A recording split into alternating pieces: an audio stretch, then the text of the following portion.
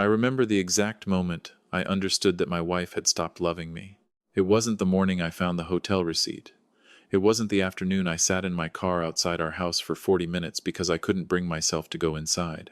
It was a Tuesday evening in October, 3 years before any of that, when Margaret came home from a client dinner and I had made her favorite meal pot roast, the way her mother used to make it, with the little pearl onions she always picked out and ate first. She looked at the table. She looked at me. And then she said, "I already ate," and walked upstairs without taking off her coat. I stood in the kitchen for a long time after that. But I'm getting ahead of myself, friends. Let me start where this story really begins. My name is Gerald. I'm 63 years old. I spent 31 years as a civil engineer for the county, the kind of work that nobody talks about at dinner parties, but that keeps bridges from falling and water from flooding people's basements. I retired 2 years ago.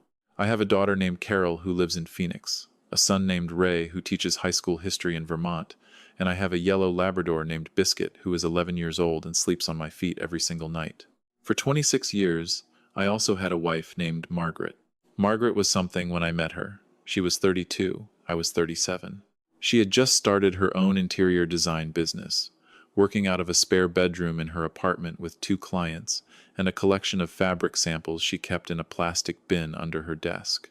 I thought she was the most determined person I had ever met. I used to tell people that Margaret could walk into an empty concrete box and see a home. That wasn't flattery, that was the truth. We built something together. I don't just mean the house, though we did that too, a 4-bedroom colonial in Fairfax County, Virginia that we picked out the lot for and watched go up from foundation to roof. I mean, we built a life. We raised 2 kids. We took care of each other's parents when they got sick. We had 26 Christmases together, 26 Thanksgivings. More ordinary Tuesday evenings than I could ever count. At some point, and I still couldn't tell you exactly when, Margaret's design business stopped being a spare bedroom operation and became something real. She had a staff. She had a showroom. She had clients with second homes in the Outer Banks and kitchen remodels that cost more than our first car. I was proud of her. I want to be clear about that. I was genuinely, completely proud of what she had built. What I didn't know was who she had built it with. His name was Derek. He was 44 years old, which made him 19 years younger than me and 11 years younger than Margaret. He had come on as her project manager about 4 years before I found out about any of this. Tall, good-looking in the way that men who spend money on their appearance are good-looking, drove a car that cost twice what I made in a year when I was at the peak of my career. I had met him at a firm holiday party 2 years earlier. He shook my hand and called me sir. I remember thinking he seemed professional.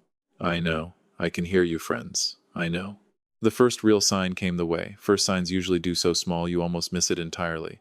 Margaret started carrying her phone differently. Not on the counter, not on the coffee table, not plugged in on her nightstand the way she had for 20 years. Suddenly, it was in her pocket, face down, or in her purse, or in the bathroom when she showered. I noticed it the way you notice a picture that's been moved a half-inch on a wall.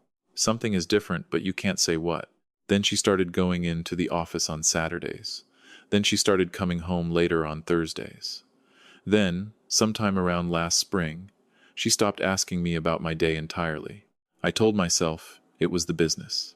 She had a big contract with a hotel group, 47 rooms, common areas, a restaurant. I told myself she was stressed. I told myself that after 26 years, a quiet season in a marriage was normal. I told myself a lot of things, friends. I am a methodical man. I spent 3 decades calculating load-bearing tolerances and drainage gradients.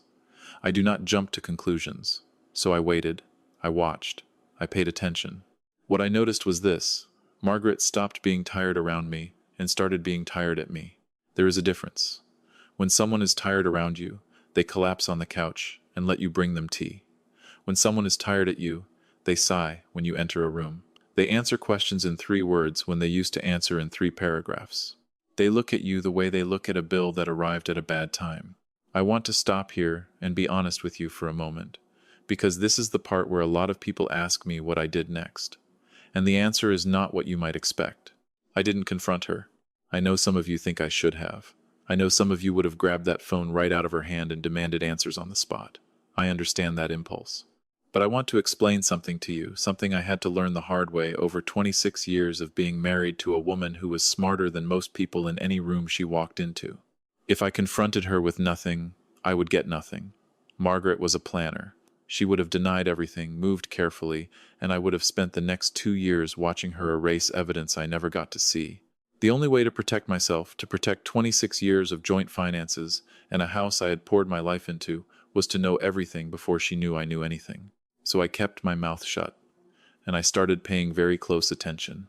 I pulled our bank statements going back 18 months. I did this quietly, on a laptop I bought specifically for the purpose, at the library 2 towns over from where we lived. What I found took me about 45 minutes to put together and about 3 days to fully absorb. $7,200 in cash withdrawals over 14 months. Hotel charges, not business hotels, not the kind with conference rooms and free breakfast, the kind with fireplaces and spa packages and rooms that run $400 a night. 3 of them in the D.C. area, 1 in Charlottesville, 1 at a vineyard property in the Shenandoah Valley that Margaret and I had talked about visiting together for years. That one hit me somewhere specific, not the betrayal of it, the particular, precise location of it. I set the laptop down and I looked out the window of that library for a while. Then I kept working. I contacted a private investigator, a woman named Diane, who had been recommended to me by a friend of my son's who worked in family law. Diane was in her 50s, unremarkable looking by her own cheerful description, which she told me was her primary professional qualification. She took the case. Within 3 weeks, she gave me a folder. I will not describe everything in that folder. Some things, once seen, cannot be organized into words without becoming something uglier than they need to be. What I will tell you is that the folder contained photographs, receipts matched to dates, a summary of observed meetings, 11 of them over a 6-week period, and a note at the end from Diane that said, simply, enough. She was right. It was enough. I want to tell you about the retirement party. A colleague of mine, a man I'd worked alongside for 19 years, named Phil, was turning 65 and retiring from the county. His wife organized a dinner for him at a steakhouse in McLean, 60 people, private room in the back. Margaret and I had been invited months earlier. She had RSVP'd for both of us. She had, as far as I knew, no particular reason to want to be there. Phil and Margaret had met perhaps 4 times over the years. But Derek's firm had done renovation work for the county, I would later understand, and Phil knew him professionally, and so Derek was also invited. I didn't know this until we arrived. I watched Margaret's face when she saw him across the room. I want to be precise about this. She did not react the way a person reacts when they see a professional acquaintance. There was a softening, a specific kind of ease that entered her body that was not there a moment before. She excused herself from my side within 10 minutes and crossed the room. I stood and talked to Phil and his wife Barbara, and I laughed at the right moments, and I had a gin and tonic, and I watched. Halfway through dinner, toasts were being given. People were saying kind things about Phil, about his work, about the years. Margaret stood up. She gave a toast that was gracious and warm, and said something about public service being invisible until it isn't. Everyone clapped. I clapped. Then the gift portion of the evening arrived. Colleagues had pooled together and given Phil a fishing package a week at a lodge in Montana that he had always talked about. Phil's wife cried a little. It was a nice moment. Then Derek stood up. He had, apparently, brought his own gift separately. He made a little speech about professional respect and what it means to be mentored by someone of character. He presented Phil with a leather briefcase that Phil would obviously never use again given that he was retiring, but the gesture went over well. People laughed. Derek sat down, and then Margaret reached under her chair. I did not know she had brought a separate gift. I did not know she had been carrying anything other than her evening bag. But from under her chair she produced a slim, rectangular box, matte black with a silver ribbon. She stood up again. She said something about how Phil had been a bridge between the old way of doing things and the new, and that she wanted to give him something that honored that. She handed the box to Phil. Phil opened it. Inside was a watch. I could see it from where I was sitting, the face of it, the particular quality of the metal. I recognized it the way I recognized the hotel in the Shenandoah, which is to say I recognized it because I had seen it before, described to me, once, as the watch Margaret was considering for a client gift, not for Phil. The story, I would later confirm through Diane's follow-up inquiry, was that 2 of those watches had been purchased. One for Phil, as cover. One for Derek, given privately, a week earlier. The combined cost of both watches, $22,000. Charged to the business account, that I had co-signed on 11 years ago when Margaret needed a line of credit to expand. Phil was delighted. He put the watch on right there at the table. He held up his wrist. People made admiring sounds. I finished my gin and tonic. I ordered another one. I looked at my wife across that table, at this woman I had driven to her first vendor meeting in 1999 because she didn't have a car yet, at the person I had held in a hospital room when her mother was dying, at the face I had woken up next to for more than 9,000 mornings, and I did not say a single word. Here is the thing about being 63 years old and methodical by nature, and trained to think about structural integrity. You understand that the moment you see the crack is not the moment to start swinging a hammer. The moment you see the crack is the moment to get out your instruments and measure everything precisely, because a crack that looks small on the surface can mean something catastrophic underneath. Margaret's crack had been growing for 4 years. The structure was already compromised. My job now was not to react. My job was to make sure that when it came down, I was standing on solid ground. I had, in fact, been building that ground for the better part of a year. 14 months before the retirement party, I had opened a personal account at a bank I had never used and did not share with Margaret. Into it, I had been moving a portion of my retirement distributions each month, well within what I was legally entitled to, nothing more. I had also, quietly, retained a family law attorney named Constance, a 60-year-old woman from Richmond who had been recommended to me as thorough, patient, and, as she put it herself at our first meeting, extremely familiar with exactly this kind of situation. Constance had already reviewed the business account irregularities. She had already flagged the watch purchases as marital asset misuse. She had already filed a preliminary review with the State Bar's Ethics Division because it turned out that using a co-signed business credit line to fund gifts for a personal affair partner was not just a marital problem, it was potentially a professional one. She was waiting for my signal. On the Monday morning after Phil's retirement dinner, at 10 in the morning, Margaret was served divorce papers at her showroom. 2 of her staff were present. The process server, per Constance's very precise instructions, arrived during the window when Margaret's client meeting had just ended and before her next one began. At 10:17 that same morning, Derek was served at his office by a second process server. His assistant received it first, per his firm's reception protocol, and called him out of a meeting to accept it. At 10:45, a formal complaint was transmitted to the Virginia Contractor Licensing Board regarding the misuse of co-signed business credit for personal expenditures. The documentation was thorough. Constance had seen to that. I was home when all of this was happening. I was sitting on my back porch with Biscuit, drinking coffee, watching the leaves. It was a cool morning, the kind that October does well in Virginia, where the sky is so blue it almost looks like a lie. Biscuit put his head on my knee, and I scratched behind his ears, and we sat there together for a long time. My phone was on the table beside me. Margaret called 11 times between 10 and noon. I did not answer. I had nothing to say that the paperwork hadn't already said more precisely. Here is what I want to tell you, friends, because I think it is the part that matters most. There are people who will tell you that what I did was cold, that I should have talked to her first, that 26 years of marriage deserved a conversation, and I have sat with that. I have turned it over 100 times in the months since. I understand that point of view, but I also want you to understand something about watching a person you love for 26 years choose someone else and then act as though you owe her the courtesy of being surprised on her timeline. Margaret knew what she was doing. She made choices with her eyes open, with our money, with our shared credit, for 4 years. She made those choices in the Shenandoah Valley at the vineyard we had always talked about visiting together. She made them while I made pot roast and she walked past the table without taking off her coat. She chose her timeline. I chose mine. About 6 weeks after the divorce papers were served, on a Wednesday afternoon in late November, I heard a car in my driveway. Not our old house, the house I'd moved into, a 2-bedroom in Falls Church that I'd rented while the legal proceedings moved forward. Biscuit heard it first, lifted his head, gave a single bark. I looked out the window. Margaret's car. She knocked. I opened the door. She looked, and I want to choose this word carefully. She looked the way a person looks when they've been trying to hold something together for weeks and have run out of the energy to keep holding it. She looked smaller than I remembered. She was wearing a coat I recognized and carrying her own hands in a way I'd never seen her do before. "Can we talk?" she said. I let her in. I made 2 cups of coffee. We sat at my kitchen table, which was an old table I had bought at an estate sale, scratched up and honest. Nothing like the Danish teak table we'd had at the house. She told me that Derek's firm was under investigation, that the licensing board complaint had triggered a broader audit, and that several of his projects were now under review.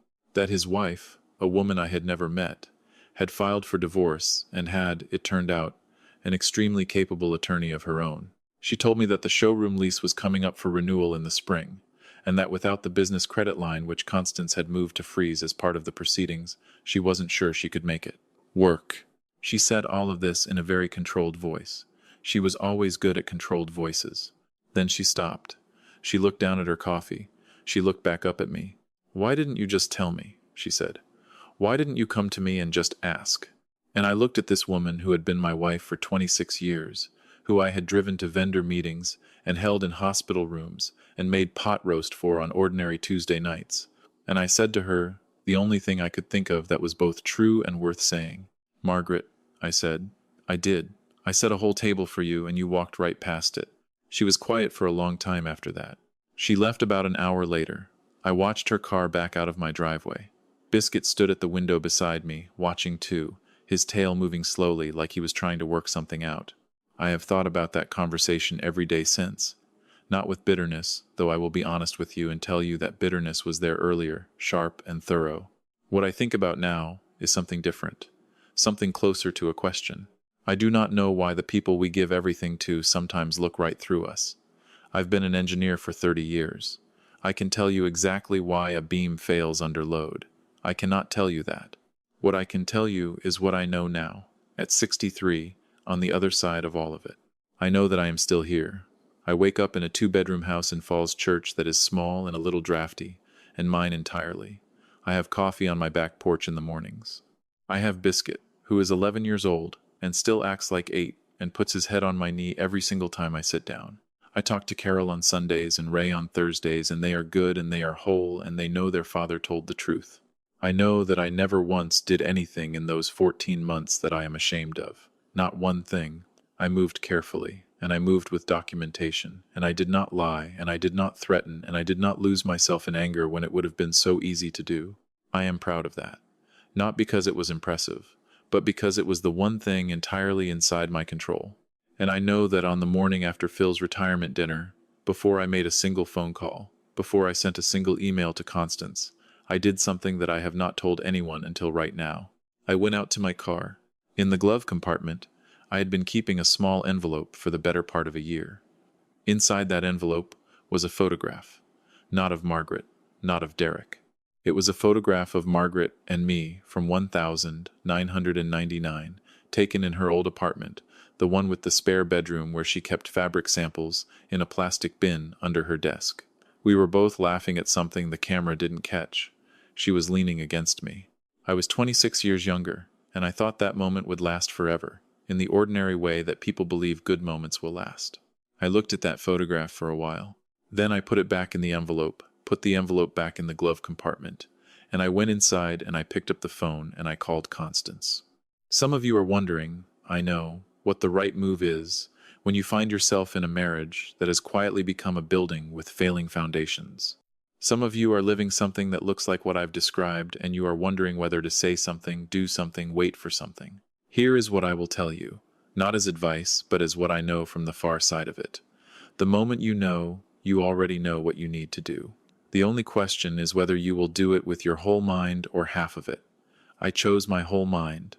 It cost me more in the short term, and it saved me everything in the long term. I am not angry at Margaret. I want to be clear about that. Anger is a thing that requires you to keep looking backward, and I have a lot more left to look forward to. I have a porch, I have coffee, I have Biscuit, and somewhere in my glove compartment, I have a photograph of a Tuesday in 1999 when 2 people were laughing at something the camera couldn't see. That's mine. It will always be mine. No one can take a Tuesday back. If this story found something in you, if it reached a place you've been carrying around and not quite naming, I'm glad you were here for it. Leave me a number in the comments. 1 if you think I handled it right. 2 if you think I waited too long. And wherever you're listening from tonight, whatever you're carrying, I hope you find your solid ground. I'll see you in the next one.